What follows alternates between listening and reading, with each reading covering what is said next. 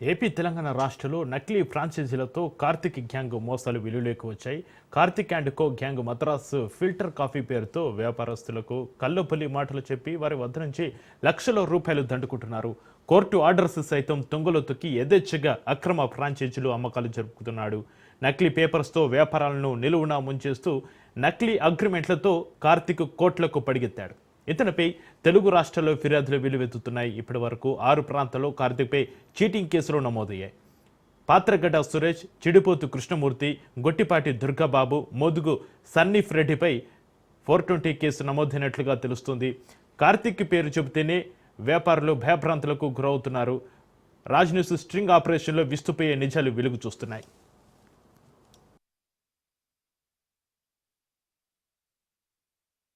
రాజేందర్, మాది నల్గొండ. మేము Madras filter coffee అనే ఫ్రాంచైజీని స్టార్ట్ చేయడం కోసం చూస్తుండగా విరాలగూడ వద్ద ఉన్న Madras filter coffee contact number call చేయగా చిడిపోత్ కార్తిక్ అనే వ్యక్తి తానే మద్రాస్ ఫిల్టర్ కాపీ ఉండనని చెప్పి మా వద్ద నుంచి సుమారుగా 6 లక్షల రూపాయలు తీసుకోవడం జరిగింది. తీసుకున్న తర్వాత తను అగ్రిమెంట్ కోసం మేము సంప్రదించగా అగ్రిమెంట్ వేరే వ్యక్తి పేరు పైన ఇస్తానని చెప్పి అనడంతో, లేదు మాకు మీ పేరు పైన అగ్రిమెంట్ కావాలనడంతో అతను దాటవేస్తూ రావడం జరిగింది. దాంతో మేము మోసపోయామని గ్రహించి నల్గొండ 1వ పట్టణ పోలీస్ స్టేషన్లో అతనిపై 420 కింద కేసు ఫైల్ చేశాము. కానీ పోలీసులు అతనిపై కఠిన చర్యలు తీసుకొని మరలా నాలాంటి ఏ వ్యక్తులు ఆర్థికంగా నష్టపోకుండా చూడాలని న్యాయస్థానాన్ని పోలీసు వారిని కోరుతున్నాను.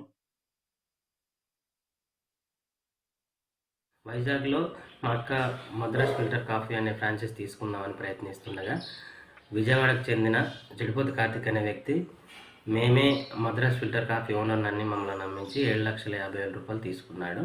ఫ్రాంచైజ్ తీసుకున్న కొంతకాలం తర్వాత డాక్యుమెంట్స్ కోసం మేము పలుమార్లు అడుగుతుండగా పంపిస్తా అని చెప్పి కొన్ని రోజుల తర్వాత పంపించిన తర్వాత డాక్యుమెంట్లో చిడిపోతు కార్తిక్ అనే వ్యక్తి పేరు కాకుండా అన్నోన్ వ్యక్తి పేరు ఉండడం వల్ల మేము ప్రశ్నిస్తే దానికి ఆయన డాక్యుమెంట్ మీద సైన్ చేయకపోతే నేను స్టాక్ పంపినని మమ్మల్ని బెదిరించాడు. అతను పంపించిన స్టాక్ కూడా నాణ్యత లేదు. కస్టమర్లు ప్రతిసారి కంప్లైంట్ చేసేవారు. దానివల్ల మేము చాలా బిజినెస్ లాస్ అయ్యాము. మా అక్క బాగా డిస్టర్బ్ అయ్యి నష్టపోయింది బాగా.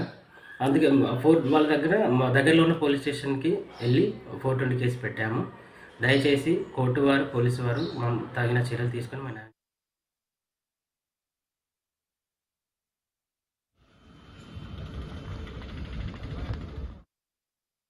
నేను సంవత్సరంన్నర క్రితం మద్రాస్ ఫిల్టర్ కాఫీ తీసుకున్నాను. తీసుకోగానే అగ్రిమెంట్ల కోసం కాల్ చేస్తే సంవత్సరంన్నర నుంచి ఆయన దగ్గర నుంచి సరైన సమాధానం లేదు, రెస్పాన్స్ లేదు.